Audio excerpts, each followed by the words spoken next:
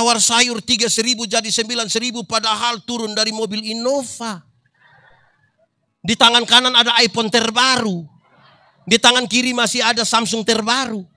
Di dalam tas masih ada Nokia lagi. Pakai rantai salib yang berat 1 kilogram. Tawar sayur 3.000 jadi 9.000. Wih, terlalu durhaka itu, saudara. Aku berkata kepadamu, kasihilah musuhmu, berbuatlah baik bagi yang membencimu, mintalah berkat bagi yang mengutuk, berdoa bagi yang mencacimu. Kalau pipi kirimu ditampar, berikan juga pipi kanan. Aku yang memilih kalian. Saudara-saudara, mari kita berdoa. Ya Tuhan Allah, kami mohon kepadamu, kuatkanlah dan teguhkanlah iman kami. Supaya waktu di mana kami belajar firman Tuhan, biar ini menjadi waktu paling baik buat kami. Tuhan, tolong jauhkan semua penggoda pencobaan, baik di dalam kami, baik di sekitar kami. Supaya di dalam nama-Mu kami belajar firman Tuhan. Terima kasih banyak Tuhan. Kami rindu pada firman-Mu. Berfirmanlah bagi kami Tuhan. Di dalam nama Yesus, firman yang hidup itu kami berdoa. Amin. Mari silakan duduk. Bapak Ibu Saudara-saudara, shalom. Dalam sukacita kita di hari ini, semua aja kita renungkan ulang satu bagian pembacaan Alkitab ini. Menurut surat Efesus pasal 6 ayat 10 sampai ayat yang ke-20. Efesus pasal 6 ayat 10 sampai ayat yang ke-20, yang sudah dapat katakan amin. Amin, betul. Separuh tidak buka Alkitab juga amin itu. Efesus 6 ayat 10 sampai ayat yang ke-20. Perlengkapan rohani. Akhirnya, hendaklah kamu kuat di dalam Tuhan, di dalam kekuatan kuasa-Nya. Kenakanlah seluruh perlengkapan senjata Allah supaya kamu dapat bertahan melawan tipu muslihat iblis. Karena perjuangan kita bukanlah melawan darah dan daging, tetapi melawan pemerintah-pemerintah, melawan penguasa-penguasa, melawan penghulu-penghulu dunia yang gelap ini, melawan roh-roh jahat di udara. Sebab itu, ambillah seluruh perlengkapan senjata Allah supaya kamu dapat mengadakan perlawanan pada hari yang jahat itu, dan tetap berdiri sesudah kamu menyelesaikan segala sesuatu. Jadi, berdirilah tegap, berikat pinggangkan kebenaran, dan berbaju sirakan keadilan. Kakimu berkasutkan kerelaan untuk memberitakan Injil damai sejahtera. Dalam segala keadaan pergunakanlah perisai iman, sebab dengan perisai itu kamu akan dapat memadamkan semua panah api dari si jahat. Dan terimalah ketopong keselamatan dan pedang roh, yaitu firman Allah. Dalam segala doa dan permohonan, berdoalah setiap waktu di dalam roh dan berjaga-jagalah di dalam doamu itu. Dengan permohonan yang tak putus-putusnya untuk segala orang kudus. Juga untuk aku. Supaya kepadaku jika aku membuka mulutku dikaruniakan perkataan yang benar. Agar dengan keberanian aku memberitakan rahasia Injil yang kulayani sebagai utusan yang dipenjarakan. Berdoalah supaya dengan keberanian aku menyatakannya sebagaimana seharusnya aku berbicara. Demikian firman Tuhan. Berbahagia setiap orang yang mendengar firman, memelihara dan melakukan dalam hidup setiap hari. Shalom. Lebih kuat sedikit. Shalom. Saya senang sekali saudara-saudara karena sebenarnya ini acara kaum bapak, tapi lebih banyak ibu-ibu. Itu luar biasa. Biar tepuk tangan kasih ibu-ibu. Tapi ibu-ibu tahu bahwa itulah pengaruh bapak-bapak. Karena kalau ibu-ibu bikin acara, bapak-bapak hanya antar. Tapi waktu bapak-bapak bikin acara, ibu-ibu duduk berdiam diri di sini. Wah, itu mantap itu. Oke, saudara. Paulus meninggalkan jemaat di Efesus. Padahal jemaat itu jemaat yang kecil. Tidak punya pengaruh politik yang luas, tidak punya pengaruh sosial yang besar. Paulus meninggalkan jemaat padahal Paulus tahu bahwa dunia ini medan pertempuran. Kalau dunia medan pertempuran maka semua orang akan bertempur. Baik orang kaya, baik orang kota, baik orang pintar, baik orang. Paulus mendefinisikan. Musuh kita ada dua. Satu musuh yang kelihatan dan yang kedua musuh yang tidak kelihatan. Kalau musuhnya kelihatan mungkin gampang. Dia datang dari sana ya kita lari toh. Atau kalau pegang batu, kalau pegang pistol, itu kalau musuhnya. Lalu bagaimana kalau musuhnya tidak kelihatan? Itu jadi masalah. Corona itu termasuk kelihatan atau tidak kelihatan? Tidak. Kalau iri hati termasuk kelihatan atau tidak kelihatan? Kadang-kadang kelihatan. Di sini ada orang yang biasa iri hati. Ibu-ibu atau bapak-bapak. Tapi ada di Rantai Paus ini ada. Ada ikut ibadah. Dia pakai baju warna apa sebenarnya? Ada. Saudara, iri hati ialah lebih baik saya rugi asal engkau rugi lebih banyak daripada saya untung. Tapi engkau untung lebih, saya pakai contoh saja. Ada dua orang yang biasa iri hati, mereka berdua berdoa kepada Tuhan. Karena Tuhan tahu mereka tukang iri hati, Tuhan suruh malaikat bicara dengan orang itu. Malaikat datang bilang begini, karena kamu dua biasa iri hati, maka Tuhan bilang hanya satu yang boleh meminta, yang satu diam-diam saja. Tapi yang meminta ini kalau dia meminta sesuatu, maka yang tidak minta dapat 2 kali lipat. Contoh, kalau saya minta motor 1, maka Pak Dedi akan dapat motor 2. Di antara kamu dua siapa yang berani berdoa? Dua-dua tidak mau. Dua-dua tidak mau, ini bahaya ini. Akhirnya tarik undian. Ya Pak Pendeta Yandi yang harus berdoa untuk meminta. Ini bahaya. Kalau saya minta kaya pasti Pak Dedi lebih. Ini bahaya. Akhirnya saya bilang begini, sudah Tuhan, kasih saya punya mata buta 1.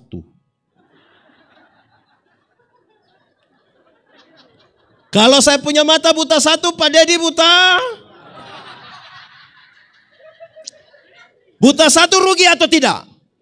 Buta 1 rugi atau tidak? Tapi senang lihat orang buta 2 kan?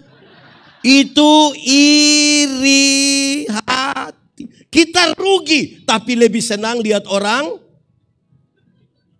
rugi lebih banyak. Senang kalau orang susah, susah kalau orang di Rantai Paus ada. Itu dia marga apa? Jangan omong, itu bisa masalah itu saudara-saudara. Iya, sebentar pulang dari sini saudara jalan ada orang bawa motor lari kencang. Jujujut.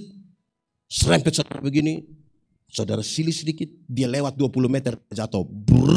Saudara bilang apa? Mampus. Pas cek begini ternyata kita pun bapak yang jatuh. Senang sekali lihat orang susah itu. Susah sekali lihat orang. Oke.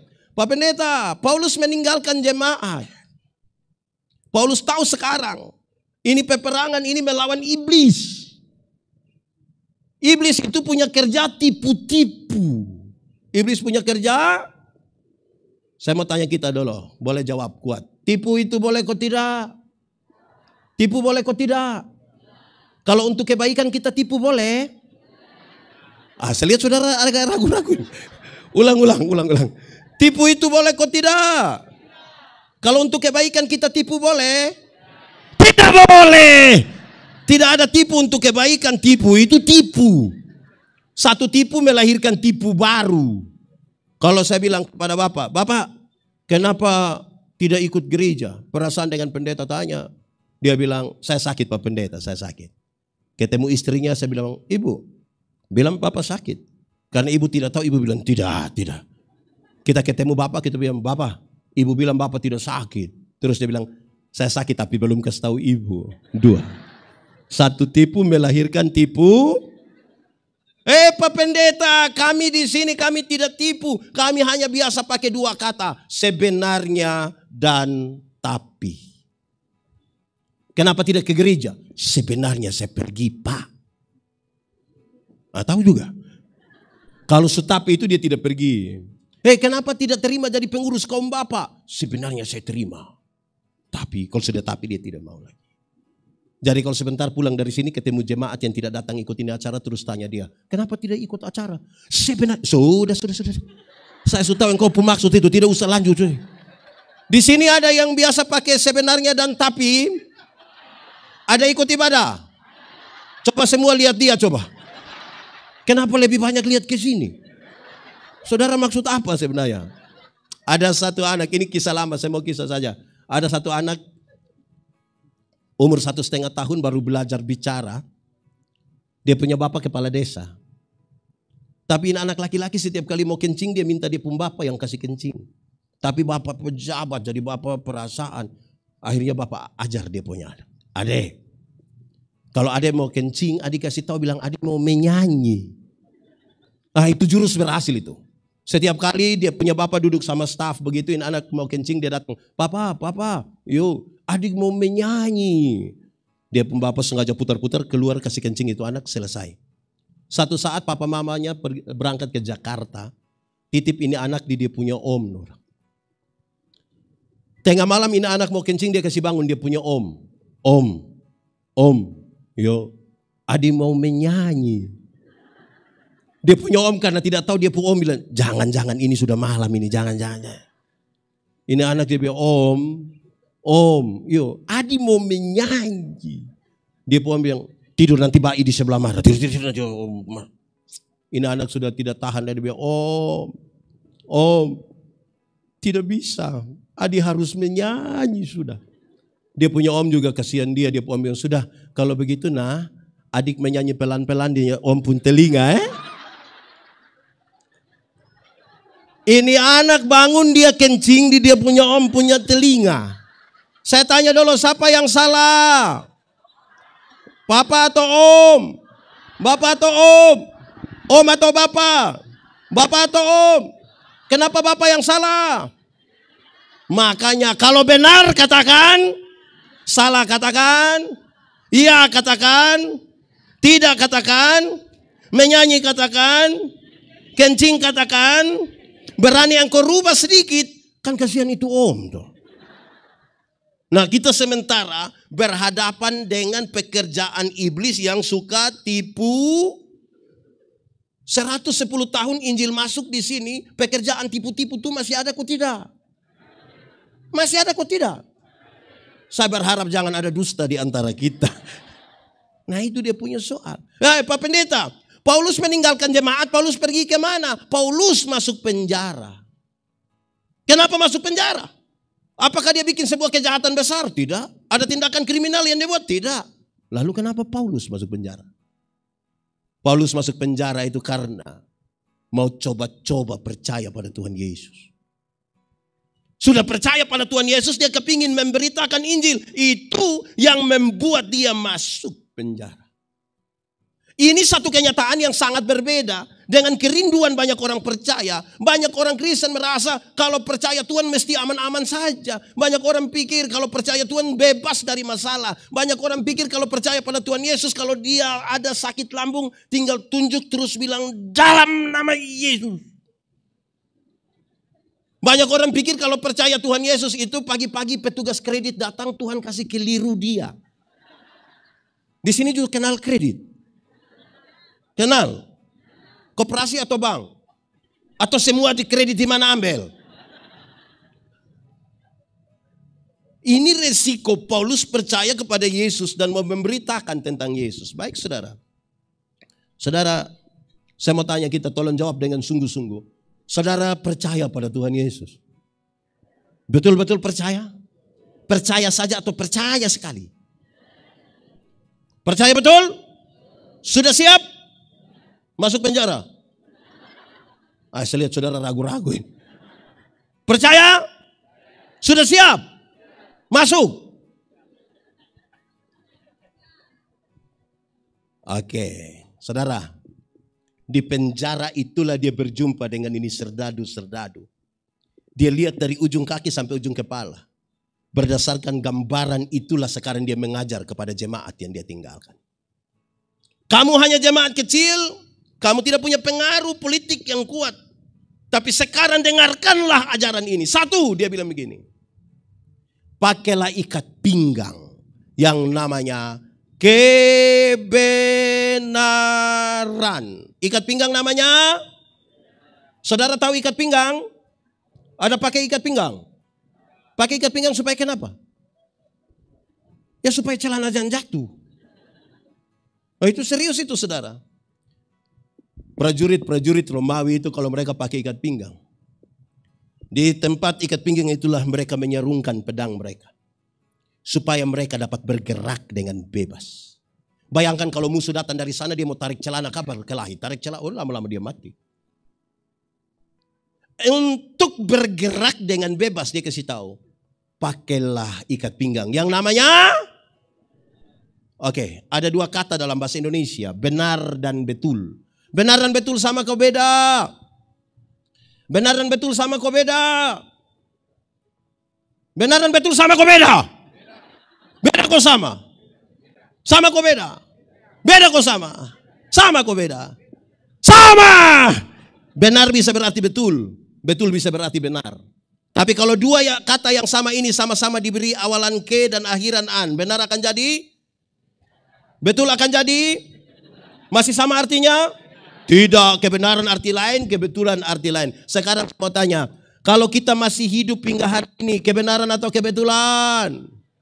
Kebenaran. Kalau hari ini kita ikut kebaktian penyegaran iman di sini, kebenaran atau kebetulan? Kebenaran Saya kira memang kebetulan. Tidak ini kebenaran Kalau Tuhan Yesus mati dan bangkit bagi kita, kebenaran atau kebetulan? Luar biasa. Saya geser sedikit. Kalau kita kulit hitam, kebenaran atau kebetulan? Kalau kita kulit hitam termasuk kebenaran atau kebetulan? Kebe? Saya mau dengar ibu-ibu saja. Kalau kulit hitam termasuk kebenaran atau? Saudara-saudara, saya berkhotbah tentang identitas Allah. Saya kasih tahu, kadang-kadang kita ini warna kulit saja jadi berhala baru. Seolah-olah seorang perempuan cantik itu harus kulit putih. Akhirnya setiap kali yang kulit putih berdiri di depan yang kulit hitam macam gelisah bagaimana Durang lihat begini. Ada lagu dulu bilang biarlah yang hitam. Jangan harapkan. Mau pakai okerju tidak bisa. Saudara pakai pemutih maaf di wajah saja. Leher ke bawah gelap lagi. Dan saudara akan bermasalah sekali. Kalau kita rambut keriting, kebenaran atau kebetulan? Kebenaran atau kebetulan? Mantap sudah. Saudara, saya suka bilang begini. Coba saudara ikuti semua iklan kecantikan rambut di televisi. Semua iklan kecantikan rambut di televisi. Arahkan saya dan saudara untuk ambil kesimpulan seolah-olah kalau orang rambut lurus itu lebih baik dari rambut keriting. Saya protes. Saya berkhotbah di banyak acara mendorong budaya positif Valentine. Saya bilang di hari kasih sayang ini yang paling akan menikmati belayan seorang suami adalah mereka yang rambut keriting, bukan yang rambut lurus. Yang rambut lurus itu dibelai tidak terlalu indah lah. Mungkin karena lurus jadi licin. Mungkin lurus terus kita pegang kita bilang sayang. Itu tidak dapat, tidak klik itu. Masa gak sayang. Yang keriting itu kalau dibelai menarik. Sayang. Lebih dapat lah. Jangan gelisah hanya karena kita. Oke, baik. Kebenaran. Pakailah ikat pinggang yang namanya. Saudara, banyak orang merasa dia tinggal dalam kebenaran. Tapi apakah betul? Belum tentu, saudara. Kenapa? Kebenaran dalam Alkitab itu punya 3 dimensi. Dan siapa yang mengaku tinggal dalam kebenaran, mestinya 3 dimensi ini ada pada dirinya. 1, kebenaran dalam Alkitab itu saudara dengar saya suara? Mantap. Saya kira bilang tidak. Kebenaran dalam Alkitab itu punya 3 dimensi. Pertama, kebenaran berdimensi legal. Legalitas. Semua bentuk pelanggaran terhadap aturan itu salah dan Tuhan tidak setuju. Tuhan tidak mau. Itu jemaat-jemaat kecil melakukan yang benar saja. Orang masih cari mereka pun kesalahan. Apalagi melakukan yang tinggal dalam kebenaran harus betul-betul tinggal di dalam apa yang seharusnya. Legalitas yang dibangun di atas pulihnya hubungan manusia berdosa ini dengan Tuhan Allah. Paulus ingin katakan, yang paling bagus itu ikut aturan. Ikut aturan cukup. Karena kita yang ikut aturan saja orang masih cari kita salah ini. Apalagi yang tidak ikut aturan. Saya mau tanya, yang di Rantai Pawai ini lebih banyak ikut aturan atau langgar aturan? Lebih banyak diam. Itu kita pun soal. Saudara, ini seperti kita naik motor. Tahu motor? Tahu motor? Pernah naik motor? Siapa punya motor? Milik sendiri. Sudah lunas. Nah itu juga aturan. Aturannya kalau ambil barang itu kasih lunas. Iya toh. Kalau saudara naik motor. Ada SIM. Ada STNK. Lampu-lampu ada. Kaca spion ada. Ada operasi lalu lintas di situ. Berani masuk atau tidak? Berani. Karena kita ikut aturan. Tapi coba SIM tidak ada. Lampu-lampu tidak ada. Kaca spion tidak ada. STNK tidak ada. Tidak pakai helm. Ada operasi lalu lintas di situ, berani pergi. Kenapa tidak berani? Kan saudara punya om polisi toh. Makanya ikut aturan, itu cukup. SIM ada, STNK ada pakai helm, lampu-lampu ada, kaca spion ada. Dorang operasi lalu lintas di situ, kita pergi. Sampai sana polisi tidak tahan, kita putar kembali.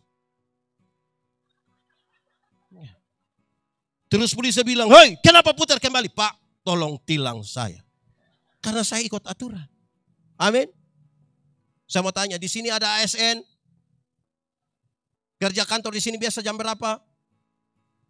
Jam 7:30. Semua pergi sampai di sana tepat 7:30. Ya, 7:30 malam. Saudara lihat kalau dia datang sebelum 7:30, kan dia punya cara jalan tuh aman sekali kan? Dia masuk, "Shalom, selamat pagi." Tidak akan ada tipu-tipu di situ. Tapi bayangkan kalau kita kerja kantor jam 7:30 terus dia datang 10:30. Saudara bisa bayangkan dia punya cara jalan? Kan dia jalan seperti ada perang. Perang dengan Pak Sekda. Dia sembunyi-sembunyi terus tiba-tiba ada yang korek. Dia bilang, aduh, sebenarnya saya tidak terlambat. Tapi betul. Di sini ada ASN yang biasa terlambat.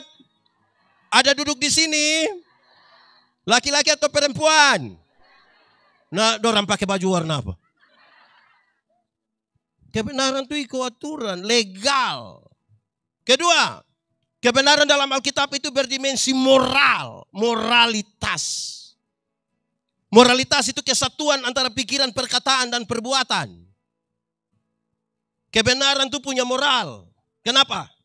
Karena tidak semua yang kelihatan baik dibangun di atas moralitas yang benar. Belum tentu. Makanya Paulus menyatakan, apapun yang kamu perbuat, apapun, perbuatlah dengan segenap hatimu. Seperti untuk, dan bukan untuk. Saudara tahu bahwa yang kelihatan baik itu belum tentu benar toh. Contoh, ingat, tidak semua senyum tulus. Saya datang, saya bilang, "Shalom," sudah bilang, "Shalom." Saya lewat baru separuh. Betul kok tidak? Itu kita pun soal. Lakukanlah dengan tulus. Kebenaran punya dimensi moral. Jadi siapa yang tinggal dalam kebenaran, taat pada aturan. Tapi yang kedua, punya moral. Itu kebenaran. Saya mengajar ilmu berkhotbah. 1-2 orang tanya saya, "Pendeta, khotbah yang baik itu yang bagaimana?" Saya bilang, engkau pemaksud. Khotbah yang baik itu tulis atau tidak tulis? Berapi-api atau berair-air? Saya bilang khotbah yang baik itu bukan soal tulis atau tidak tulis. Bukan soal berapi-api atau berair-air. Khotbah yang baik ialah, pakai bahasa Kupang, omong karmana, bikin, jangan omong lain, bikin.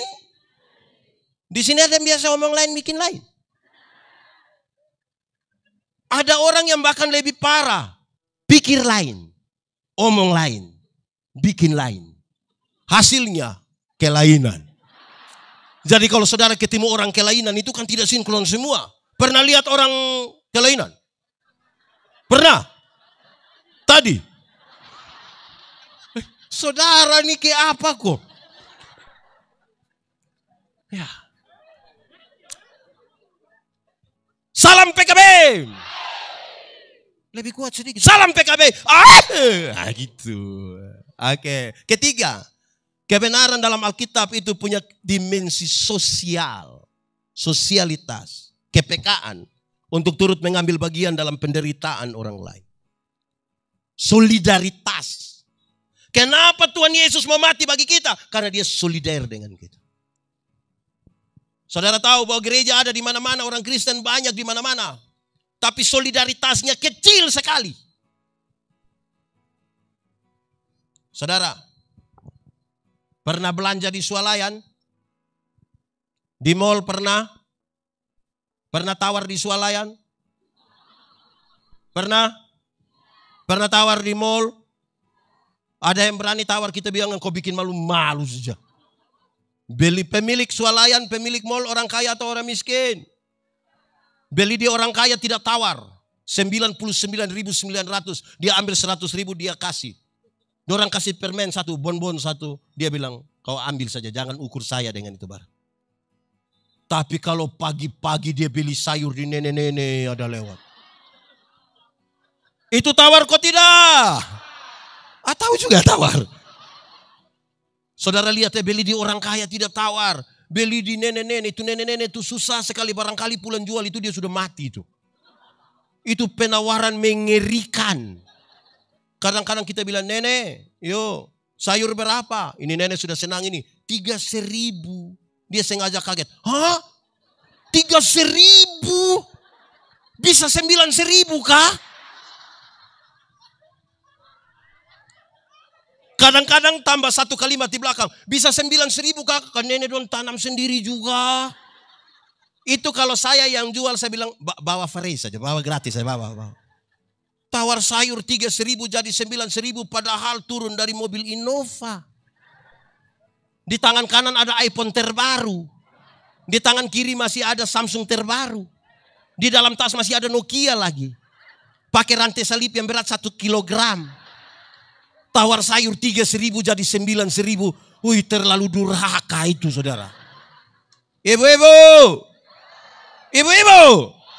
Mulai besok tawar sayur kebalik dari itu. Kalau tanya itu nenek, sayur berapa? Dia bilang 3.000. Maaf nenek, bisa 3.000?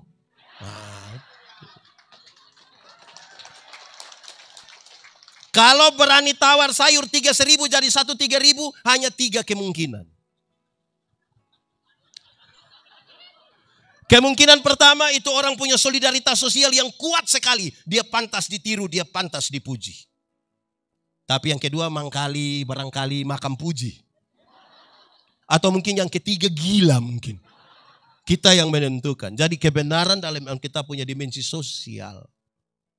Saudara, Bapak Ibu yang hadir di sini. Bapak Ibu, ada yang orang tua masih hidup kah? Tinggal di sini atau tinggal di kampung? Dorang susah atau senang? Sering-sering ada kirim beras dengan daging kerbau kah? Sering-sering ada kirim? Ada kok tidak? Pas-pasca baru kirim. Orang tua masih hidup tidak kirim beras, tidak kirim daging. Orang tua pas mati dia bawa kerbau besar. Itu juga utang. Macam di sini ada yang begitu? Betul-betul ada? Saudara macam-macam.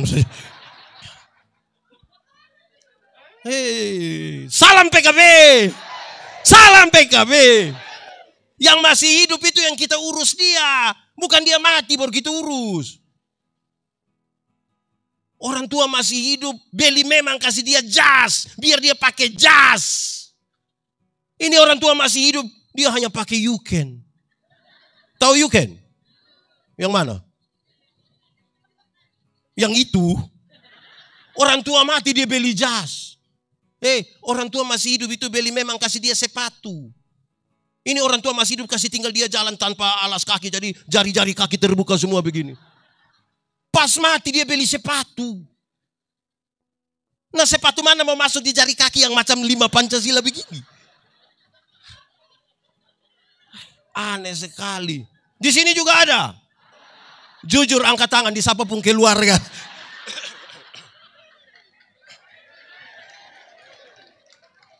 Ya saudara-saudara, baru dia pakai filosofi. Saya tidak tahu ini ada di sini atau tidak. Tapi banyak orang kalau beli kasih, kalau ada acara kematian, katanya, kalau beli untuk orang mati jangan tawar.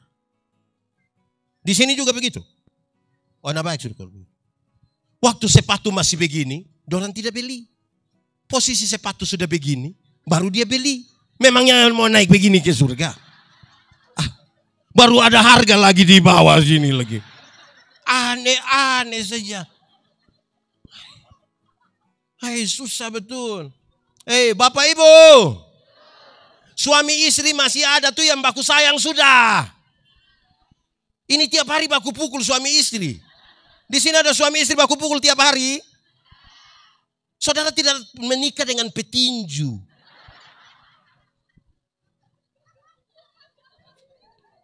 Maksud waktu masih menikah hidup sama-sama bertengkar berkelahi. Pas mati dia sengaja menangis. Duduk di depan. Aduh. Pencitraan.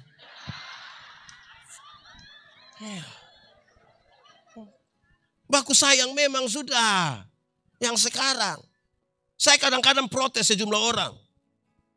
Waktu orang masih hidup tagal dia golongan kecil. Kita tidak pernah hormat dia. Pas dia mati membawa kata sebutan pergi hormat di orang mati. Yang hidup itu yang kita hormat. Mati hormat dia supaya apa? Kepekaan sosial itu menjadi penting bagi orang-orang yang katanya hidup dalam kebenaran. Ini Injil 110 tahun, saudara. Oke. 1. Ikat pinggang nama. 2. Pakailah baju zirah, pakailah baju perang yang namanya keadilan. Baju zirah namanya, dia ingin menyampaikan kepada kita, kebenaran tidak boleh berdiri sendiri tanpa keadilan. Di mana ada kebenaran, keadilan mesti ada di situ. Di mana ada keadilan, kebenaran mesti ada di situ. Seperti satu mata uang dengan dua sisi yang berbeda. Saudara, keadilan dibutuhkan untuk apa? Keadilan itu dibutuhkan supaya semua tuduhan yang dituduhkan kepadamu menjadi palsu. Ini jemaat kecil. Waktu mereka berdoa, orang bilang kepada mereka, lihat itu orang-orang mabuk itu ada berdoa di sana. Mereka sering dihina, dibuli. Engkau harus melakukan keadilan. Sebagai pendamping dari kebenaran, jangan marah. Saudara lihat, waktu murid-murid dapat pencurahan Roh Kudus. Orang-orang bilang, mereka itu mungkin ada mabuk. Apa yang Petrus katakan? Mereka tidak mabuk. Karena baru jam 9 pagi. Masa pagi-pagi sudah mabuk? Di sini biasa mabuk jam.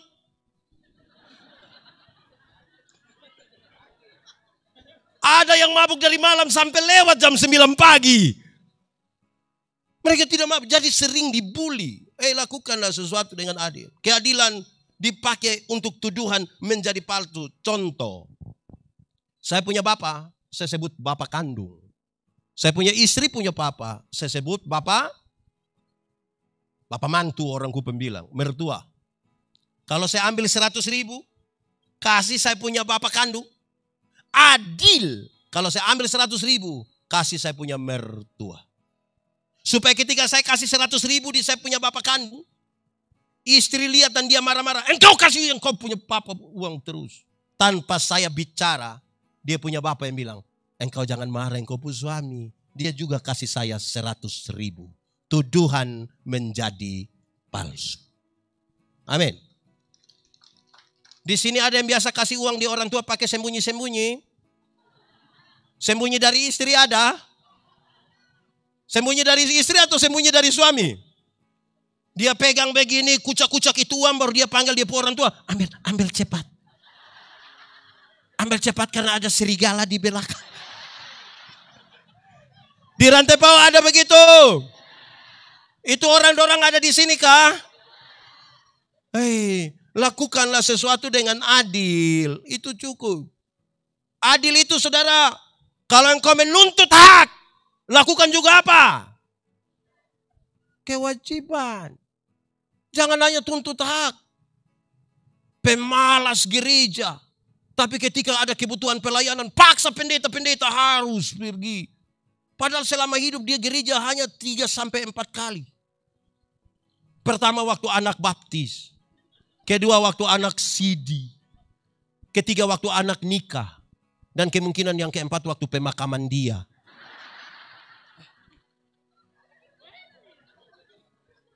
Salam PKB. Bapak-bapak rajin gereja. Ini bapak-bapak dong juga satu, ini bapak-bapak dong ini. Waktu masih pacaran, rajin. Jemput. Waktu menikah, malas gereja. Lantas kemudian pendeta pergi bilang, Bapak, kenapa Bapak sekarang malas gereja? Dia bilang, Pak Pendeta, waktu Pak Pendeta kasih nikah saya dengan istri, kami dua telah menjadi satu.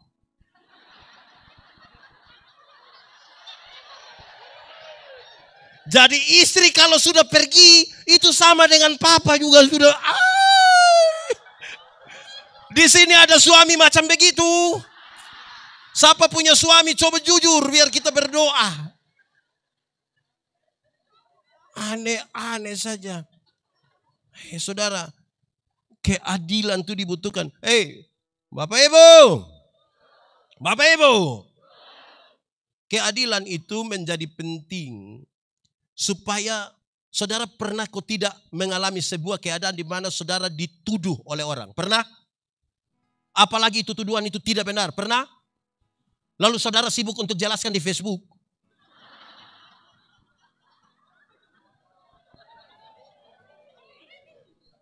Salam PKB. Waktu dapat tuduhan jelaskan di Facebook. Kalau tidak tahu tentang saya, jangan buat seperti tahu-tahu. Karena iblis paling suka orang yang tidak tahu apa-apa tapi buat seperti tahu-tahu. Lakukan saja sesuatu dengan adil. Itu sudah cukup.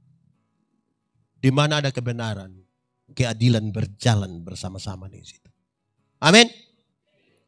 Kita ini kadang-kadang untuk yang jasmani punya ini kita ikut.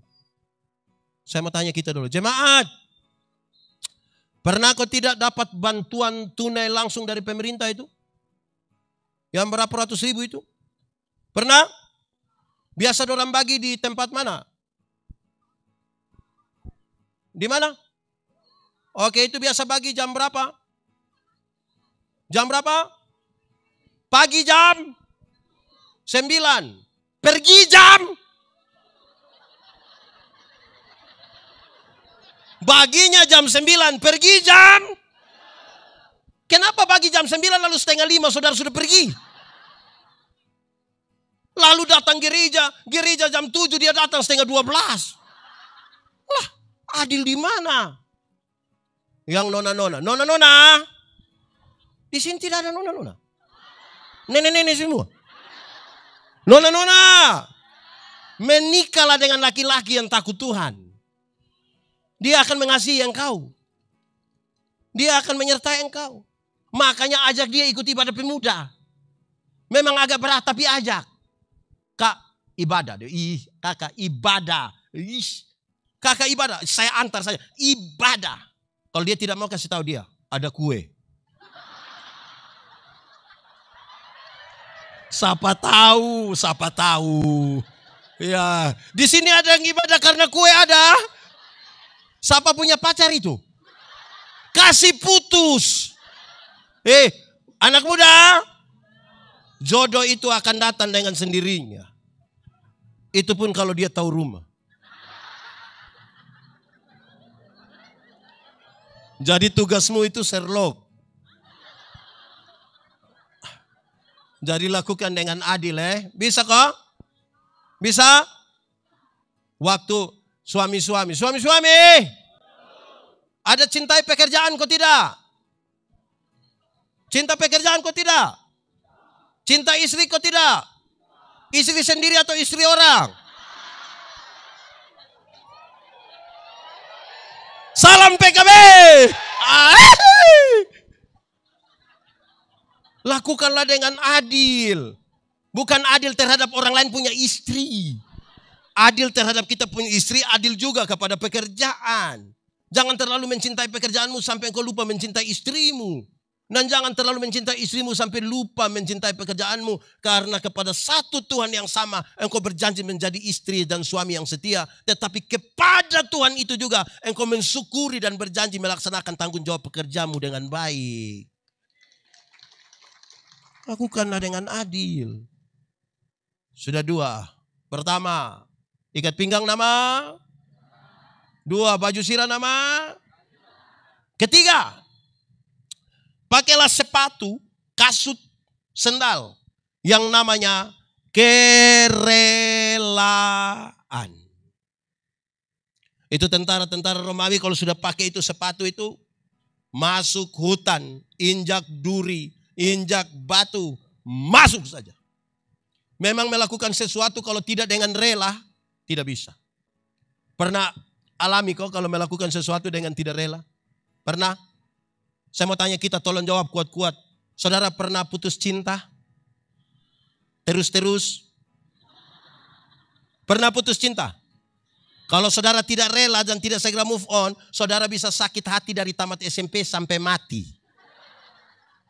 Karena setiap kali itu nona kasih naik foto dengan dia punya om, kita yang tersinggung. Kita akan capture itu foto terus lingkar merah di itu om punya kepala. Anak panah merah tunjuk di itu om punya mata. Messenger dia baru tanya, siapa itu? Saudara lakukan sesuatu dengan rela. Itu baik. Yang datang sini rela semua kok. Pergi ke gereja rela.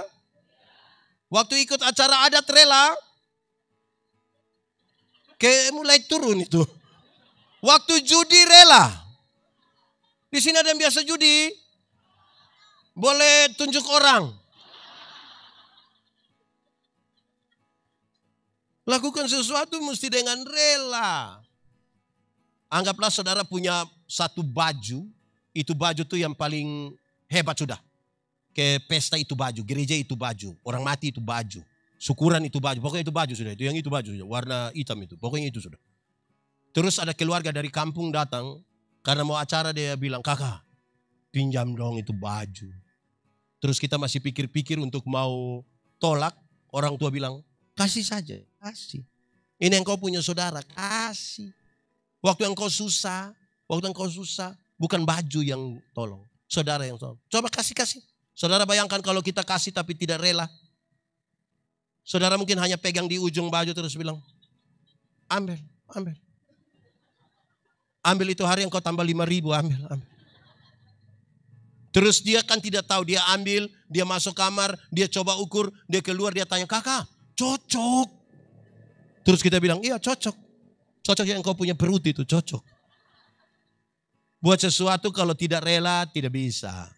Tapi bukan itu yang dimaksudkan oleh pembacaan ini. Pembacaan ini kasih tahu. Kerelaan memberitakan Injil damai sejahtera. Saudara harus menyatakan kalau Injil masuk sini 110 tahun, ada berapa jiwa yang sementara saudara bawa datang kepada Tuhan. Itu harus dinyatakan dengan rela. Tuhan tidak bertanya ada berapa gereja saudara bangun. Ada berapa jiwa saudara mau datang kepada Tuhan.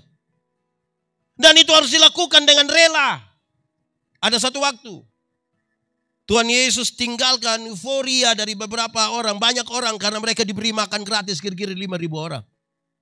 Tuhan meninggalkan dan pergi ke Gerasa. Hanya untuk berjumpa dengan satu orang yang kerasukan roh. Legion. Berarti roh jahat itu ada kurang lebih 6.000. Saudara bayangkan kalau satu orang kerasukan 6.000 roh jahat. Kita punya teman majelis hanya satu roh jahat, dia punya otak kita pusing. Apalagi ini 6.000. Itu orang sangat jahat. Bukan saja bagi orang lain. Tapi bagi dirinya sendiri dia sangat-sangat jahat. Dia memukul-mukuli dirinya dengan batu. Bagi beberapa orang, manusia seperti ini mati harusnya. Tapi tidak dengan Tuhan Yesus. Waktu Tuhan Yesus turun dari perahu. Roh-roh jahat itu bilang, hei Yesus anak Allah yang hidup. Apa urusanmu dengan kami? Rupa-rupanya roh-roh jahat ini pun kenal nama Yesus. Jadi kalau kita baru mengenal nama Yesus, kita belum beda dengan roh jahat. Karena roh jahat juga kenal nama Yesus. Bahkan ketakutan terhadap nama itu. Injil Markus mencatat, di daerah itu ada penjaga-penjaga babi. Tahu babi? Tahu babi? Pernah makan daging babi? Nah itu babi sudah itu. Injil Markus mencatat ada penjaga-penjaga babi menjaga babi kurang lebih berapa ekor? 2.000 ekor. Roh jahat ini meminta supaya mereka keluar dan masuk kepada babi-babi itu. Tuhan Yesus membiarkan dan matilah babi-babi itu. Orang-orang penjaga babi itu kehilangan pekerjaan. Mereka kasih tahu orang-orang di kampung datang untuk usir Yesus. Apakah Tuhan Yesus tega membuat orang kehilangan pekerjaan? Jawabannya tidak, bahkan tidak sama sekali. Lalu kenapa Tuhan biarkan ada 2.000 ekor babi mati? Jawabannya ringan saja, saudara. Dalam struktur budaya Yahudi, babi itu haram. Orang Yahudi tidak makan daging babi. Jangan harapkan ada papiung di Yahudi. Tidak ada. Tetapi yang haram ini mereka pelihara 2.000 ekor. Sementara ada 1 jiwa yang hampir binasa mereka biarkan. Itu yang Tuhan Yesus marah. Alangkah lebih baiknya ada 2.000 ekor babi mati daripada ada 1 jiwa binasa. Sekarang coba kali. Kalau babi 1 ekor harga 2 juta. 2.000 ekor berapa? 2.000 ekor berapa? 2.000 kali 2 juta? 4 miliar harga 1 orang gila waktu itu. 4M. Orang yang masih hidup dikasih keluar uang 4M.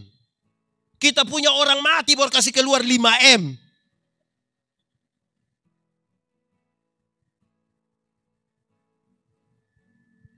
Siapakah orang gila itu? Saya sering berkata, orang gila itu kemungkinan besar adalah suamimu. Kemungkinan besar istrimu. Kemungkinan besar anak-anakmu. Kemungkinan besar mertuamu. Kenapa? Saya tidak tahu di sini, tapi ada satu gaya yang biasa dipakai. Ibu-ibu di Kupang itu, kalau mereka pergi ke gereja jalan sendiri, terus kita bilang, ibu, kok datang sendiri? Suami. Terus dia bilang begini, Ini tanda apa? X di sini artinya X faktor. Saudara, itu tanggung jawab kita. Injil itu berita pembebasan, bukan berita menakutkan. Tolong jawab. Kita takut setan atau setan takut kita? Kita takut setan atau setan takut kita? Atau kita yang setan bakas takut? Yang benar mana? Kita yang takut setan atau setan yang takut kita? Kerinduan kita setan takut kita, kenyataan membuktikan kita takut setan. Banyak orang memberitakan Injil dengan menakut-nakuti. Padahal Injil itu berita pembebasan. Saya berdoa di rumah-rumah sakit bagi nenek-nenek yang sakit berat hampir mati. Saya pergi, saya bilang, nenek, kita mau berdoa nenek. Iya Pak Pendeta, mungkin saya doa habis nenek sudah mati. Tapi nenek mati masuk surga. Saya jelaskan. Terus dia bilang, Pak Pendeta, mati hari ini atau besok sama saja. Hidup ini milik Tuhan. Tuhan yang beri, Tuhan yang mengambil. Bahkan saudara lihat kekuatan Injil. Bahkan ketika orang pada lorong-lorong kematian pun dia siap untuk itu. Itu pembebasan. Supaya yang takut itu menjadi siap. Supaya kalau ada anak muda satu bilang ke saya, Pak Pendeta, saya rasa saya ini manusia paling berdosa di dunia. Saya akan bilang, anak, adik, Pak Pendeta juga orang berdosa. Tapi engkau jangan takut. Karena kasih Tuhan lebih besar dari kita dua punya kesalahan. Itu pembebasan. Bayangkan kalau ada anak muda datang kasih saya, Pendeta, saya rasa saya manusia paling berdosa di dunia. Ya, saya lihat engkau punya muka ini muka berdosa ini, saya sudah lihat ini. Engkau ini kalau tidak bertobat nanti kaki tangan patah buang semua ini, patah buang semua. Berita apa menakut-nakuti? Ada banyak orang Kristen menjelang Paskah mereka suka bawa film-film itu yang diselipkan itu. Film apa itu? Film apa? Putar di kampung-kampung. Orang kampung nonton habis Pak Pendeta, neraka ngeri. Aduh. Saya bilang saya tidak pusing dengan neraka. Tapi pendeta harus tahu, saya tidak tahu juga apa-apa. Kenapa? Kalau saya masuk surga, bukan karena ketakutan hukuman di neraka. Saya masuk surga karena Tuhan Yesus mati ganti saya. Bukan karena ketakutan. Yang rubah kita siapa? Roh Kudus merubah. Tidak ada manusia rubah manusia. Tidak ada. Manusia kalau rubah manusia, munafik. Contoh. Ada ibu-ibu larang dia punya suami tidak merokok. Ada? Ya iya, suaminya tidak merokok di rumah.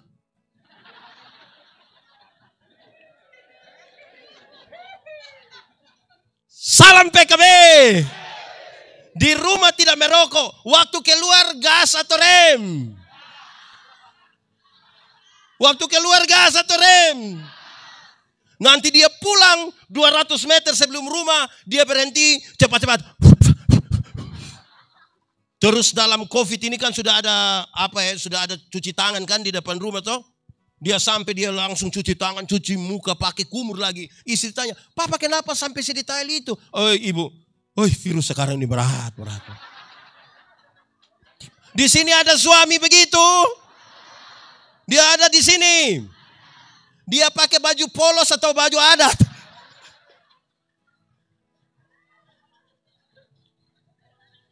Injil itu berita pembebasan. Supaya mereka yang bodoh harus diajar untuk menjadi pintar. Tuhan kita pintar atau bodoh? Lalu kenapa anak-anaknya bodoh? Tuhan kita kaya atau miskin? Lalu kenapa anak-anaknya miskin? Karena apa? Malas. Pemalas kalau pakai bahasa di sini bilang apa? Apa? Nah itu. Kalau sudah malas tambah rakus pasti miskin. Injil memberi pembebasan. Berita dari kita punya tema bilang jangan takut. Jangan takut bukan berarti kehilangan rasa takut. Tapi masalah-masalah dalam hidupmu engkau lalui bersama-sama dengan Tuhan. Saya kasih contoh. Di sini ada mall kah? Bukan yang mall padi itu. Yang mall itu ada toh? Ada itu tangga jalan namanya apa lagi? Nah itu sudah. Terus kita bawa tante dari kampung datang. Terus kita bilang sampai di tangga jalan itu kita bilang, "Tante, ayo. Tante naik." Kan dia bilang, Waktu dia tidak mau, apa yang saudara lakukan? Kan saudara kasih contoh. Begini. Ya kan? Terus dia masih tidak mau. Apa yang saudara lakukan? Kan pegang dia. Waktu dia naik, itu kan tidak apa-apa kan? Iya. Nah sudah, kamu belanja biar tante putar-putar sendiri di sini. Bukan menghilangkan rasa takut. Tapi dari contoh-contohnya itu orang yang tadi tidak bisa menjadi hafal. Ikut saya. Belajar ialah. Omong! Belajar ialah. Perubahan tingkah laku. Dari tidak tahu menjadi tahu. Dari tidak bisa menjadi bisa. Ulang. Belajar ialah. Perubahan tingkah laku. Dari tidak bisa menjadi bisa. Dari tidak tahu menjadi tahu. Kenapa saya harus sampaikan ini waktu bicara tentang kerelaan? Karena banyak orang tidak rela melepaskan kesalahan dalam hidupnya. Kita terlalu banyak untuk membenarkan kebiasaan daripada membiasakan yang benar. Ada sukacita? Salam PKB. Saya mau kasih tahu saudara. Segala sesuatu yang menggantikan Tuhan namanya berhala. Apapun. Kadang-kadang ketergantungan kita tidak kepada Tuhan. Tapi segala sesuatu yang menjadi kebiasaan-kebiasaan kita.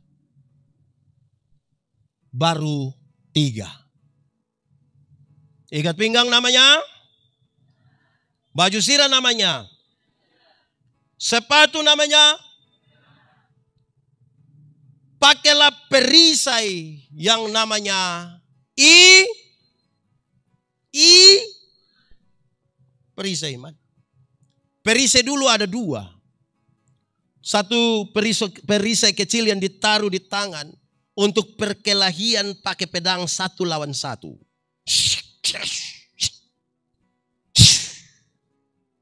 Tapi perisai yang kedua, perisai besar, seperti tudung saji. Karena panah dulu bukan sekedar tajam. Tapi setiap kali mau panah, dorang celup di ter yang panas, dibakar, baru panas 100 sampai 200 satu kali datang. Kalau pakai yang kecil kok, mati kita. Mesti pakai yang besar baru sembunyi. Kenapa? Paulus mau kasih tahu jemaat, ingat. Ada banyak hal datang tanpa kita persiapan. Ada banyak hal yang kita tidak duga dia datang. Pakailah perisai namanya iman. Saya mau tanya saudara, tolong jawab. Saudara punya masalah? Tidak usah omong. Saya lihat yang ini muka masalah semua. Masalah ialah kesenjangan antara harapan dan kenyataan. Pakailah perisai namanya apa? Oke, hafal. Iman ialah. Omong! Iman ialah dasar dari yang kita harapkan. Dan bukti dari yang tidak kita lihat. Oke, saudara lihat. Kata kuncinya dasar. Dasar itu funderen. Tahu funderen? Tahu? Apalagi dia punya nama? Fondasi. Fondasi kalau kuat, bangunan. Fondasi miring, bangunan. Fondasi dari apa Pak Pendeta? Fondasi dari yang kita harapkan. Yang kita harapkan itu apa? Cita-cita, idealisme masa depan. Segala sesuatu yang kita mungkinkan akan terjadi. Iman dasar dari yang kita harapkan. Karena semua orang berharap. Saudara mau jadi orang yang paling kaya di Toraja, silakan. Saudara mau jadi orang paling cantik di Toraja, silakan. Saudara mau jadi orang yang paling maju, paling pintar, silakan. Pertanyaannya adalah, saudara sementara membangun harapan itu di atas dasar yang namanya apa? Itu lebih penting. Karena orang yang tidak beriman pun sementara membangun harapan-harapan. Bukti dari yang tidak kita lihat. Bukti dari yang tidak kita lihat. Pada saat banyak orang Kristen tunggu melihat baru percaya. Padahal iman itu bukti dari yang tidak kita lihat. Saya mau pakai contoh begini. Arsitek, saudara tahu arsitek? Di sini ada yang arsitek. Nah itu sudah. Arsitek, waktu dia ingin menggambar sebuah bangunan, dia mempercakapkan itu dengan dirinya. Kamar di mana, jendela di mana, pintu di mana, tangga di mana, ukuran berapa. Itu kelihatan atau tidak kelihatan? Itu dia bangun di sini. Apa yang ada di sini dia tuangkan di satu kertas sebagai gambarannya. Mulai kelihatan atau tidak? Setelah gambaran itu ada, orang mulai bekerja untuk membangun dari sesuatu yang tidak kelihatan. Dibuktikan dengan yang waktu bangunan itu berdiri megah. Di sini bangunan yang paling tinggi apa? Rumah sakit? Apa? Banjir? Bangunan yang paling tinggi apa? Nah itu. Waktu bangunan itu tinggi megah, saudara senang sekali datang foto-foto di depan bangunan itu kan? Waktu saudara foto-foto di situ orang mengagumi kemegahannya. Tapi titik-titik terkuat dari bangunan itu tidak diketahui oleh semua orang. Termasuk yang foto. Dimungkinkan hanya 2 orang yang tahu titik terkuat dari itu bangunan. 1, orang yang menggambar. 2, tukang yang bekerja. Pakai perisai yang namanya iman. Karena kadang-kadang kita penuh kepalsuan. Kelihatan kita aktif secara rohani, tapi palsu. Kita seperti kuburan. Tahu kuburan? Di luar itu bagus-bagus. Ada kuburan pakai keramik. Tulis Immanuel lagi. Gambar Tuhan Yesus. Di dalam isi apa? Di dalam isi? Kadang-kadang kita pakai bedak bagus-bagus, licin. Waktu foto orang bilang glowing. Cantik say. Pas jalan-jalan di ujung pandang yang panas. Terus tiba-tiba keringat datang, garu itu bedak-bedak. Keluarlah bopeng-bopeng di situ. Pakailah iman sebagai titik terkuat. Saudara, iman itu saya jelaskan begini. Ada bis dari sini ke ujung pandang. Kalau saya berdiri di sini tunjuk ujung pandang di mana? Oh di sana. Itu barat ke utara ke selatan. Selatan. Iya kan Sulawesi Selatan.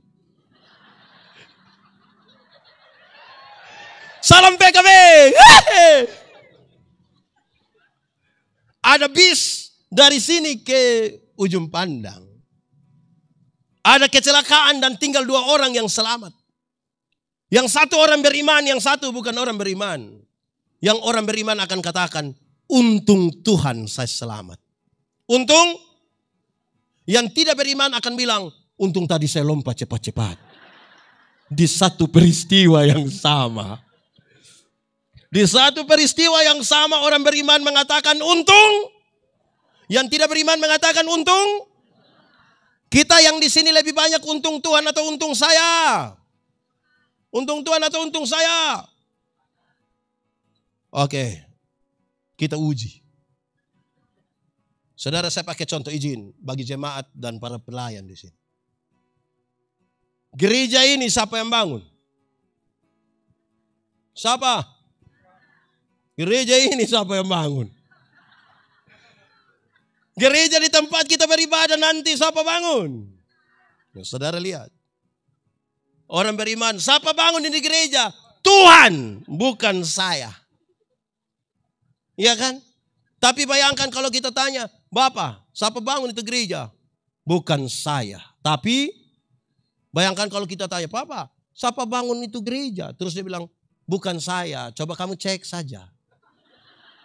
Itu hari kalau bukan saya punya nenek dorang, ini gereja tidak ada. Ada orang susah, orang miskin, sakit-sakitan datang kepada saudara. Singkat cerita saudara tolong dia sukses, dia sehat, dia bawa kesaksian itu kemana-mana. Orang-orang diberkati dengan kesaksiannya. Berita itu sampai ke telinga saudara. Apa yang akan saudara bilang? Pak Pendeta, waktu itu datang sini sudah mau mati Pak. Untung. Kok tadi bilang untung Tuhan. Kita tergoda untuk merampas kemuliaan Allah. Amin. Kedua, Tuhan bilang beriman itu mesti seperti anak-anak kecil. Saudara lihat anak-anak kecil itu. Umur 1,5 tahun yang tadi menyanyi. Itu anak yang 1,5 tahun itu coba taruh dia di atas ini. Dia punya papa ada di bawah. Terus kita bilang kepada itu anak, nah lompat. Dia lompat tidak? Lompat tidak? Lompat. Mempercayakan diri. Dia lompat saja. Dia punya papa yang pusing mau tangkap bagaimana kan? Sekarang coba taruh dia punya mama di atas.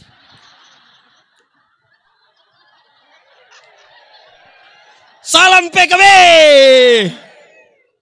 Coba dia punya mama di atas, terus dia punya suami di bawah.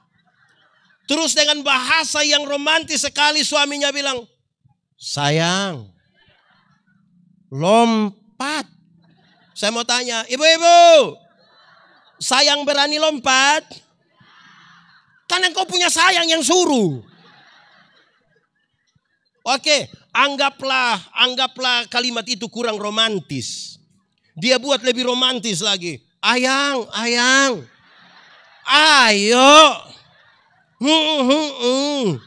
lompat. Ayang lompat. Saudara tahu, banyak orang hilang lenyap dalam dunia kata-kata, bukan dalam dunia iman. Padahal daftar makanan tidak mengenyangkan laparmu. Siapa yang di sini ada yang pernah lapar? Ada. Coba waktu kita lapar kita masuk satu warung baca nasi ayam langsung kenyang. Pada akhirnya iman adalah sebuah tindakan, bukan kata-kata. Anak muda, kamu pernah mencintai seseorang? Atau semua orang kamu cintai? Kalau kita cinta pada seseorang, apakah kita pergi hanya bilang, non, saya cinta lu. Begitu. Pada akhirnya cinta adalah sebuah tindakan. Amin. Iman membuat yang tidak mungkin jadi mungkin, tapi cinta bisa membuat kita melewati batas. Silakan bikin status.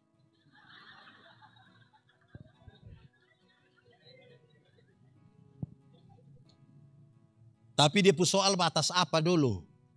Jam batas yang tidak baik juga langkah terus. Oke. 1, ikat pinggang namanya. 2, baju zirah namanya. 3, sepatu namanya. 4, perisai namanya. 5, pakailah ketopong yang namanya kesela. Ketopong itu pelindung kepala. Helm. Masker. Tapi bukan masker bengkoang. Terbuat dari baja dan hanya dari seng atau pelat yang kasih keluar saja kita punya mata. Kalau Anda masih berdiri hingga hari ini, itu yang disampaikan oleh Paulus. Itu karena keselamatan yang Tuhan berikan. Kalau saudara dengan yakin mengatakan, saya mati dan masuk surga, itu karena Kristus mengerjakannya bagi kamu. Pakailah itu supaya engkau bisa berdiri tegak di hadapan semua bangsa.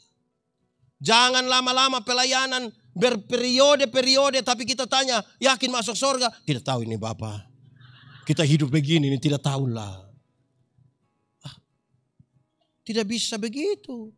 Saudara harus melayani. Ada banyak orang, banyak hamba-hamba Tuhan, banyak penatua. Di sini juga sebutan penatua diaken. Banyak hamba Tuhan, penatua diaken. Tidak meyakini apa yang dia beritakan dan apa yang dia doakan. Tapi dia mau ajak orang untuk belajar percaya. Bagaimana? Pakailah ketopong namanya keselamatan. Untung baik. Kita manusia ini berdosa semua. Waktu kita semua berdosa, siapa yang berani paksa Tuhan Allah datang untuk tolong kita? Ada yang berani paksa? Jadi kalau kemudian kita diselamatkan hanya karena kasih karunia. Seluruh perbuatan baik kita, hanya sebuah ungkapan syukur. Saya kasih contoh. Anggap saja saya dengan adik ini, kita dua tidak kenal. Memang kita dua tidak kenal. Terus saya dapat dia punya nomor HP. Saya bilang, adik, sebentar malam jam 12, ketemu saya di depan kantor Bupati Toraja Utara. Dia mau? Mau? Kami dua tidak kenal. Dia ada ayam satu di rumah. Saya pergi ke dia punya rumah. Dia mau kasih saya itu ayam? Tidak. Saya ganti pertanyaannya. Saya mau kasih dia mobil baru 10 kilometer. Kira-kira dia mau ke tidak? Mau ke tidak? Mau. Terus saya beli kasih dia mobil baru. Ya tidak terlalu luar biasa juga. Pajero Sport. Waktu dia dapat itu Pajero dari saya dengan cuma-cuma. Ada perubahan perilaku dari dia ke saya kok tidak? Saya telepon jam 12 malam dia datang kok tidak? Saya pergi ke dia rumah ada ayam dia kasih kok tidak? Kenapa dia tiba-tiba baik begini ini? Karena dia baru menerima sesuatu yang cuma-cuma dari saya. Saya mau tanya, adakah ini orang yang suka tingkah-tingkah, baku tingkah dengan pelayanan di sini? Ada. Karena dia tidak memahami apa itu kasih karunia. Lalu ada kenapa pilih dia jadi majelis?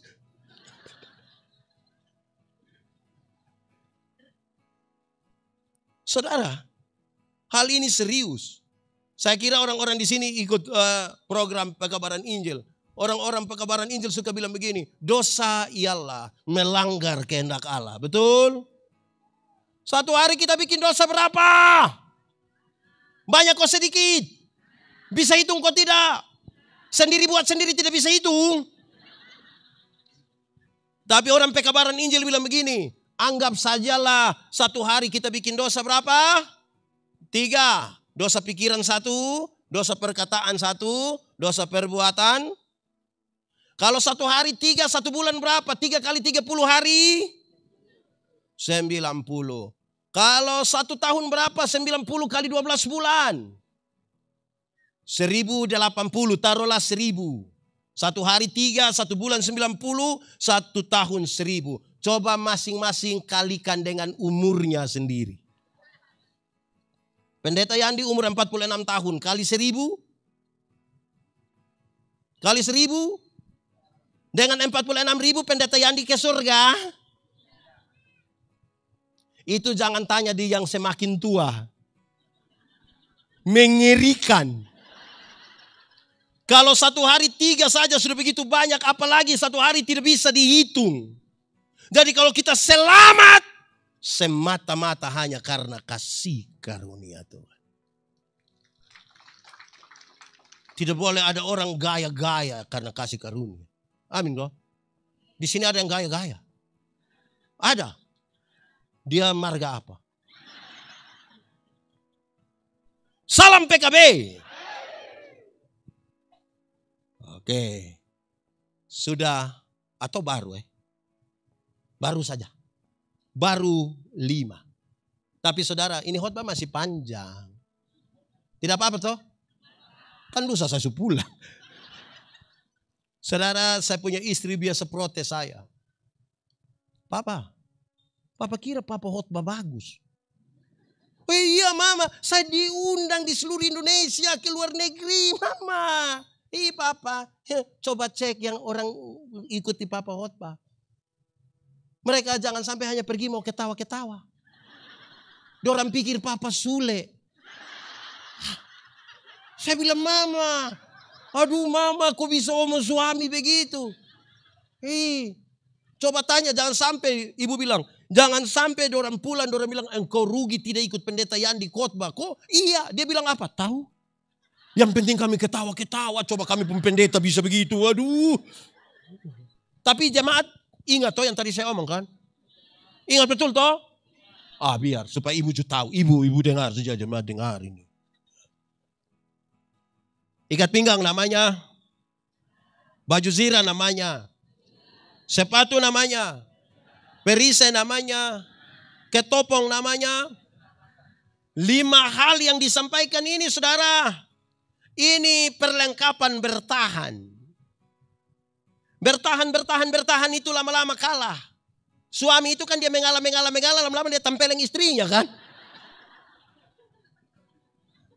Istri itu mengalah kan lama-lama dia ribut juga kan. Oke, di sini ada yang suka sepak bola. Banyak. Barcelona atau Real Madrid. Barca atau Real. Barca atau Real. Real atau Barca. Barca atau Real. Saya mau kasih saudara Real sekalipun.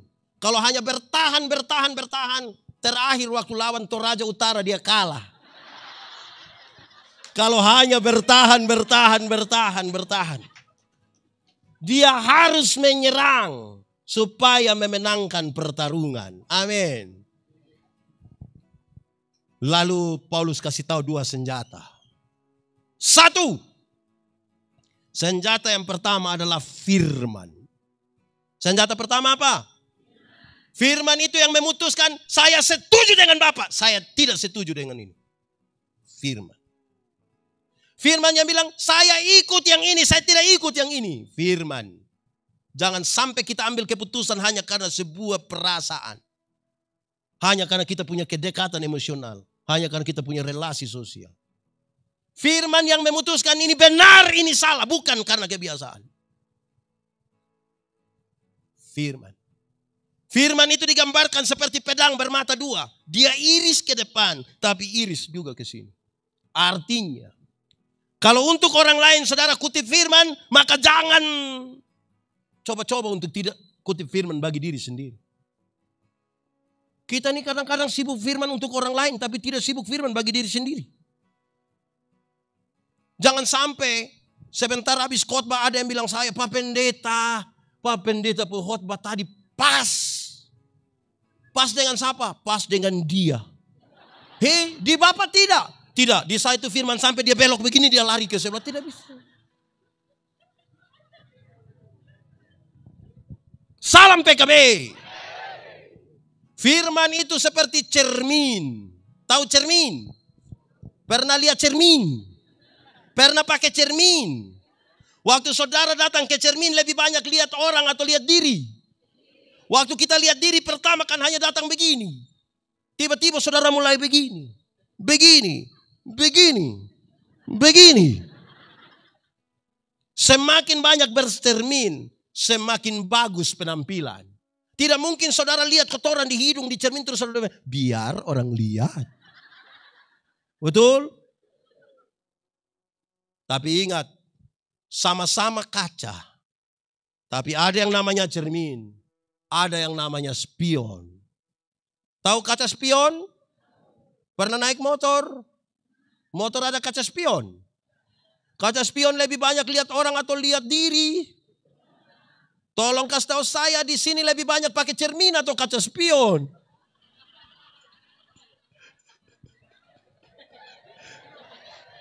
Salam PKB. Salam PKB. Hujan sudah turun. Ada 3 hal tentang hujan.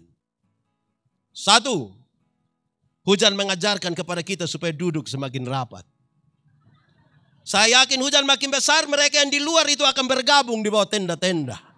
Hujan mengantarkan kita untuk duduk semakin rapat. Kedua, hujan mengajarkan kepada kita supaya berteriak makin kuat. Kalau saudara di tengah-tengah hujan badai yang deras, bicaranya pelan-pelan, orang tidak mendengar, apalagi menuruti. Perubahan dunia terlalu cepat. Kadang-kadang perubahan yang ini kita belum menyesuaikan diri, perubahan berikutnya sudah datang. Suara kenabian dan suara kebenaran gereja yang sudah 110 tahun harus diteriakan lebih keras karena hujan ini sangat keras. Harus. Ketiga, ada teka-teki di kampung dulu bilang begini. Jatuh di bawah, cari di atas. Apakah itu? Apakah itu? Apakah itu? Hujan ke atap bocor kan? Kalau hujan atap bocor kan dia menetes di sini kan kita cari begini. Tidak mungkin dia menetes di bawah terus kita cari tidak tahu bocor di mana kan tidak begitu. Salam PKB. Jatuh di bawah cari di seluruh persoalan yang terjadi dalam hidupmu cari jawaban di mana? Kenapa Yesus mati bagi kita? Cari jawaban di mana? Mungkinkah seseorang berani berkorban dalam diri seperti Yesus Kristus? Tidak mungkin, hanya Tuhan yang melakukan itu. Kalau mau cari jawaban, cari di mana? Kalau kita cari hanya di dunia ini, kita disesatkan oleh banyak hal. Lanjut. Firman itu senjata pertama. 1 tadi ikat pinggang namanya. Baju sirah namanya. Sepatu namanya. Perisai namanya. Ketopong namanya. Senjata yang pertama namanya. Yang kedua, senjata yang kedua adalah doa. Senjata kedua apa? Bapak-bapak dorang ini tahu berdoa semua. Coba ibu-ibu. Ibu-ibu. Coba jangan sangat jujur engkau katakan bahwa suamimu memang tidak tahu berdoa. Salam PKB.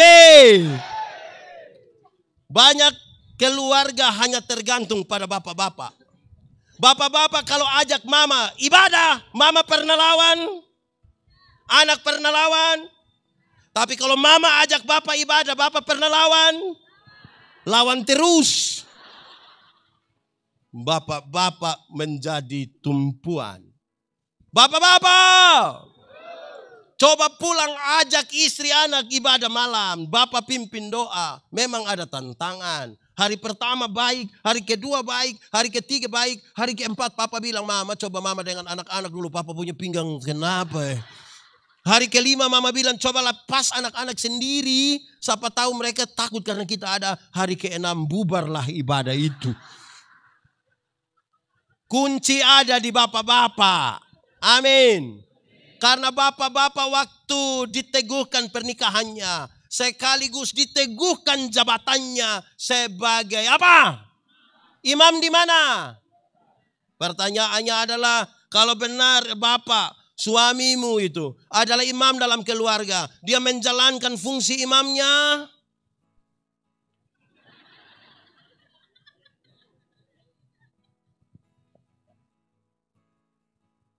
Dia menjalankan. Ibu-ibu omong saja, bapak dong tidak lihat, ibu dong pemulut. Doa. Saudara-saudara, saya mau kasih tahu saudara doa. Boleh saya tambah kira-kira 5-7 menit begitu, bolehkah? Oke. Doa itu relasi, bukan kata-kata. Doa apa? Relasi, bukan kata-kata. Banyak orang terlalu memperhitungkan kata-kata sampai lupa membangun relasi. Bahkan beberapa orang karena dia hanya omong kata-kata, maka dia punya bicara itu semua doa kalimat sama. Di sini ada yang semua doa kalimat sama. Doa persembahan juga itu kalimat, doa baca firman juga itu kalimat, doa makan juga itu kalimat. Itu ada di sini. Dia ada di sini. Dia majelis atau jemaat. Relasi. Kenapa? Kalau hanya kata-kata, saudara dapat berkata-kata dengan orang yang saudara tidak kenal. Betul? Saya pakai contoh. Saudara pernah telepon? Pernah? Pakai HP untuk telepon? Pernah? Terus pada waktu saudara telepon ada satu perempuan bilang, nomor yang Anda tuju. Pernah? Itu perempuan kenal saudara. Saudara kenal itu perempuan. Lalu kenapa dia omong-omong dengan saudara? Jadi kita bisa saja berkata-kata dengan orang yang tidak kita kenal dan kita tidak punya relasi. Doa relasi. Dalam relasi itu saudara menyatakannya dengan ringan saja. Amin. Ada orang yang cerewet sekali di rantai paut, tapi jangan coba-coba suruh dia doa. Dia cerewet sekali, tapi kalau kita bilang, bapak sebentar bapak doa makan. Lu sembarang sudah. Salam PKB. Salam PKB. Karena yang dia pikirkan apa? Kata-kata. Kekuatan doa bukan ada pada teriakan, bukan ada pada tangisan, tapi penyerahan total. Jadi berkata-katalah dengan ringan. Seperti saudara ada relasi dengan seseorang, ada. Kenapa suara turun? Menurut saudara saya kenal saya punya istri kok tidak? Kami dua ada relasi kok tidak? Dekat kok jauh? Oh iya. Karena kami dua ada relasi, kami dua saling kenal. Kalau saya mau minta teh di saya punya istri, cara memintanya ringan. Saya cukup bilang, ma, bikin teh do saya. Gelas kecil saja ya. Gula jangan terlalu banyak, papa sudah tambah tua takut sakit gula. Kan cara mintanya begitu. Tidak mungkin saya mau minta teh di saya punya istri, saya bilang, mama! Buatlah segelas teh. Jangan terlalu banyak gula ya. Papa takut sakit gula. Pasti pas habis bicara begitu mama langsung bilang, Pak sehat. Doa itu relasi bukan kata-kata. Saudara, jemaat. Paulus kasih tahu kalau engkau berdoa ada 5 hal ini. Yesus tadi berapa tambah 5 lagi. Banyak toh? Oke, dia kasih tahu. 1, berdoalah setiap waktu. Berdoalah. Yang dimaksud setiap waktu itu bukan jam 7, jam 8, jam 9, jam 10, jam 11, jam 12. Bukan itu. Berdoalah di waktu kamu susah, di waktu kamu senang, di waktu kamu naik, di waktu kamu turun, di waktu kamu ada dalam keadaan apapun. Berdoalah. Kenapa? Karena ada orang yang sudah senang lupa berdoa. Ada yang senang masih berdoa. Ada yang sudah senang lupa. Ada yang susah masih berdoa, tapi ada yang ketika susah dia berhenti berdoa. Bahkan dia bilang, Pak Pendeta, kita doa juga sama. Itu Pak yang di sebelah saja dia tidak tahu berdoa, tapi tiap hari ganti Grab.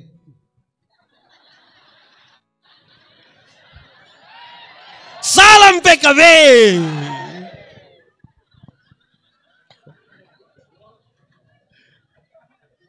Manusia selalu ditempatkan pada 3 keadaan. 1, ada keadaan di mana kita mau dan Tuhan juga mau. Pernah alami? Kita akan bersyukur kalau kita mau, Tuhan mau. Ada keadaan di mana kita mau tapi Tuhan tidak mau. Pernah alami? Kita doa, Tuhan tolong tambah 1 istri. Tuhan bilang no. Pernah alami? Salam PKB. Di sini ada yang sudah mau tambah. Ada. Itu bapak-bapak ada di sini. Wih, terlalu itu bapak-bapak. Oke, bapak-bapak yang begitu tolong berdiri. Salam PKB.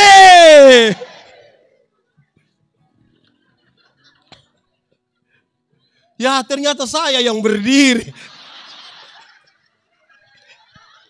Aduh. Ada keadaan di mana Tuhan mau tapi kita tidak mau. Tuhan mau, hei engkau berhenti berjudi. Tapi kita masih belum mau. Betul. Tuhan mau kita berdamai tapi kita masih marah. Betul. Saya suka itu ibu yang menang. Betul. Salam ibu. Salam PKB.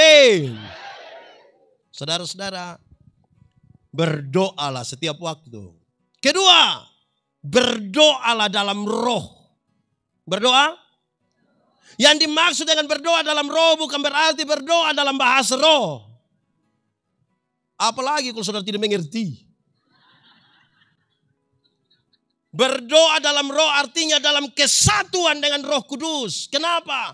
Tuhan yang kita sembah, Tuhan yang kudus. Tuhan yang kepadanya kita datang, dia kudus. Ingat, yang kudus tidak dapat bersatu dengan yang tidak kudus. Yang gelap tidak dapat bersatu dengan yang terang. Tanggalkanlah kasutmu sebab tempat di mana engkau berdiri itu kudus. Banyak orang bisa berkata-kata doa yang dengan baik tapi tidak menjaga kekudusan hidupnya. Dia berkhotbah di acara pernikahan berapi-api, syukuran khotbah berapi-api. Habis dia yang minum di pinggir situ.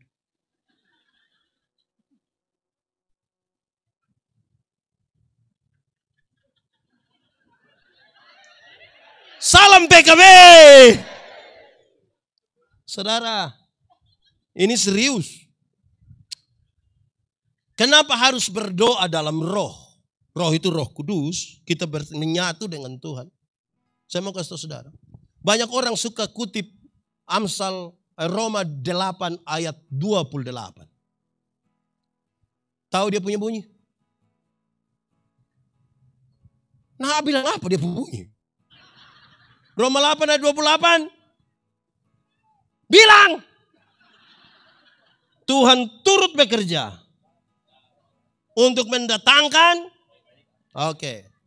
Jangan cepat-cepat pergi ke ayat 28 karena masih ada ayat 26 dan 27 dia kasih tahu.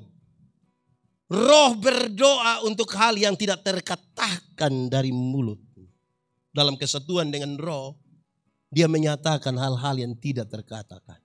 Saudara, ketika saudara ada dalam masalah, saudara tidak tahu apa jalan keluar terbaik bagi masalah itu. Dan hanya roh yang mengetahuinya. Kedua, 5 menit dari sekarang saudara tidak tahu apa yang terjadi dalam hidupmu. Dan hanya roh yang tahu. Setelah paham 2 hal itu baru Anda boleh katakan. Karena itu Allah turut bekerja untuk mendatangkan kebaikan bagi kita. Ketiga, kenapa saudara lihat saya? Saudara maksud apa? Ketiga, berdoalah dan berjaga-jagalah. Berdoa dan berjaga-jaga sangat berkaitan dengan kerjakanlah apa yang harus saudara kerjakan. Dan biarkanlah Tuhan mengerjakan apa bagian Tuhan. Maksimalkan kita punya bagian. Contoh. Jemaat. Ada yang punya kios di rumah. Coba setelah berdoa terus saudara pulang sebentar bilang pada anak-anak. Anak-anak sebentar malam kamu langsung tidur saja. Tidak usah tutup kios. Terus anak-anak bilang. Loh kenapa tidak tutup? Hah? Kamu takut, kita kan sudah berdoa. Menurut saudara besok gula hilang kok tidak? Kopi, rokok, saguer. Ada jual. Tuak. Oke, yang kita punya bagian kita kerjakan secara maksimal. Biarkan Tuhan mengerjakan bagiannya. Amin. Tuhan menyiapkan masa depan bagi anak-anak kita. Amin. Oke. Saya percaya itu. Saudara percaya itu juga Tuhan menyiapkan masa depan bagi anak-anakmu? Percaya. Tapi yang antar itu anak-anak ke sekolah bukan Tuhan yang antar. Siapa yang antar? Siapa yang antar? Orang tua. Atau siapa di sini yang karena terlalu sibuk malam-malam, pagi-pagi dia berdoa, Tuhan, saya sibuk jadi Tuhan tolong jemput anak orang ke sekolah. Kalau Tuhan yang jemput pulang kita menangis, Bapak. Salam PKB. Kerjakanlah bagian kita. Bapak-bapak, fungsi bapak-bapak sudah dijalankan dengan baik. Salam PKB. Ibu-ibu. Fungsi ibu-ibu sudah dijalankan dengan baik. Salam PWG. Apa kok salam bilang? Hahaha, itu salam apa? Salam PWG.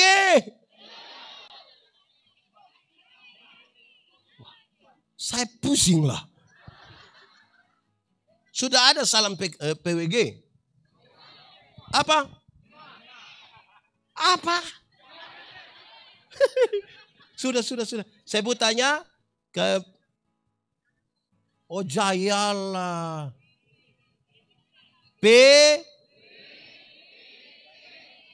Nah itu sudah. Oke. Sudah 3. Tadi apa lagi pertama berdoa? Oh hanya di sini yang ngomong, di situ tidak ngomong. Saya pu istri nanti bilang betul. Pertama doalah. Kedua berdoa. Ketiga berdoa. 4. Berdoalah tanpa putus-putus. Sengaja dipisahkan dari berdoa setiap waktu. Yang dimaksud dengan berdoa tanpa putus-putus berkaitan dengan konektivitas. Instalasi. Jemaat, ada rumah. Di rumah ada pasang listrik. Terinstalasi atau tidak? Karena dia terinstalasi maka kita mau cas HP tinggal colok. Mau kasih hidup AC tinggal kasih hidup.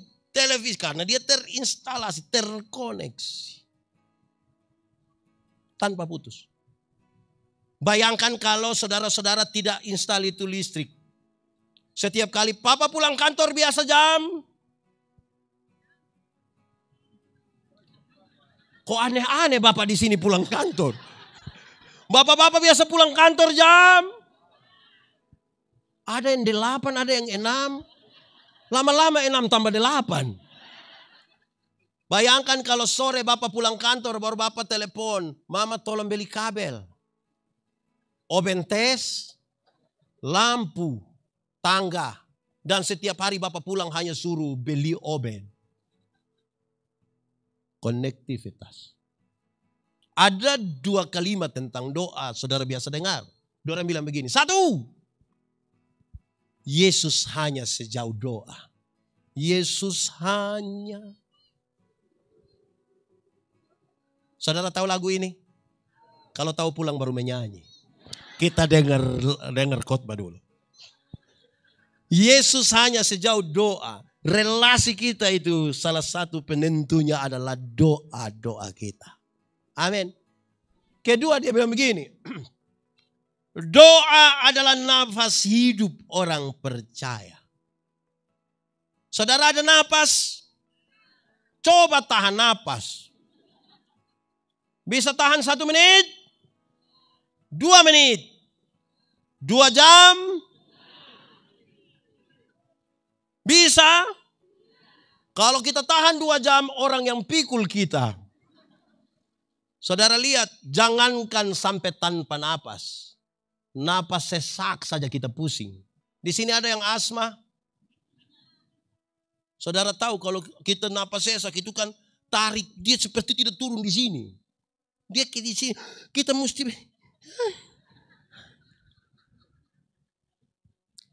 Di sini ada yang kehidupan rohaninya seperti napas sesak.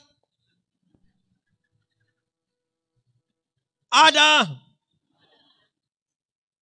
Berdoalah dalam itu deh. Konektivitas terus menerus. Kelima. Berdoalah juga untuk orang lain. Saudara pernah berdoa untuk orang lain? Doa serahkan.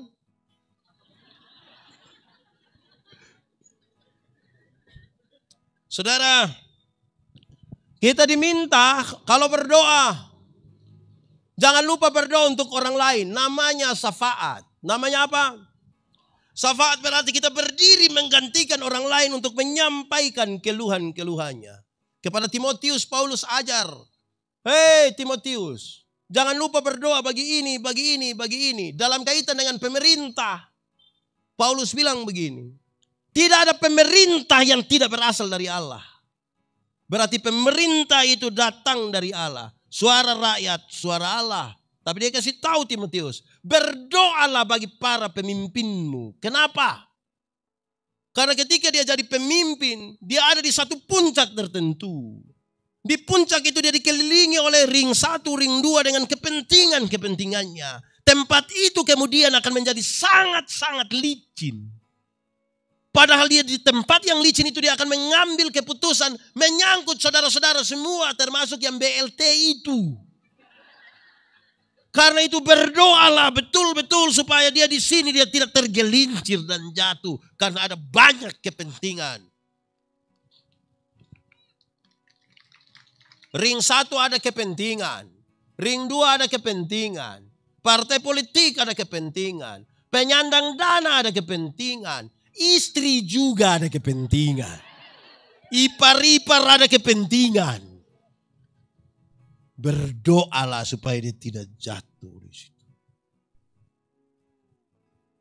Kenapa saudara lihat saya? Saudara lihat sekarang. Menjadi lengkapkan. Kenakanlah seluruh perlengkapan rohani di 110 tahun. Injil masuk di sini. Yang dari jauh orang sudah lihat dia punya. Di mana? Itu di sana. Sekarang nilainya yang mau kita mainkan dan kita pakai sekarang. Ikat pinggang namanya. Baju sirah namanya. Sepatu namanya. Perisai namanya. Ketopong namanya. Senjata pertama. Senjata kedua. Dalam doa pertama berdoalah. Kedua berdoa. Ketiga berdoa dan keempat berdoalah tanpa. Dan yang kelima berdoalah. Kalau saudara lakukan itu saya percaya. Kemuliaan Tuhan terjadi di tempat ini. Di tempat ini nama Tuhan dipermuliakan. Apa saja yang engkau buat berhasil. Karena engkau berjalan dan hidup bersama-sama dengan Tuhan. Aku berkata kepadamu, kasihilah musuhmu, Berbuatlah baik bagi yang membencimu, mintalah berkat bagi yang mengutuk, berdoa bagi yang mencacimu. Kalau pipi kirimu ditampar, berikan juga pipi kanan. Aku yang memilih kalian.